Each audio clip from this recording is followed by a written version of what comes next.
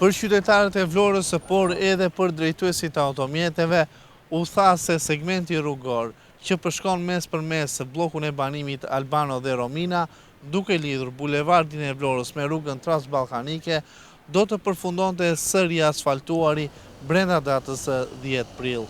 Por megjithse kanë kaluar disa ditë nga ky afat, siç mund ta ndiqni edhe nga pamjet pas shpinës time, duket qartë që segmenti nuk është bërë ende gati për riasfaltim dhe jo më të përfundojë i gjithë ky projekt në total.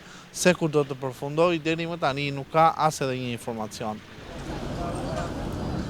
Bllokimi i rrugës Hasan Kushta ka sjellë kaos në qarkullimin rrugor në qytetin e Vlorës. Vlen këtu të theksojnë faktin se kjo rrugë është ndër më të frekuentuarat në qytet dhe i gjithë fluksi i automjeteve që kanë qarkulluar më parë në të ka kaluar në rrugën transballkanike dhe në bulevardin e Vlorës, duke shtuar aty fluksin e makinave dhe duke shkaktuar pengesë në qarkullimin e automjeteve. Vonesat në rehabilitimin prej kaq shumë ditësh kanë ndikuar sigurisht edhe tek qindra biznese në zonë. Biznese këto që për shkak të mungesës së qarkullimit në këtë segment rrugor janë bosh nga klientët, duke mos patur mundësi të punojnë.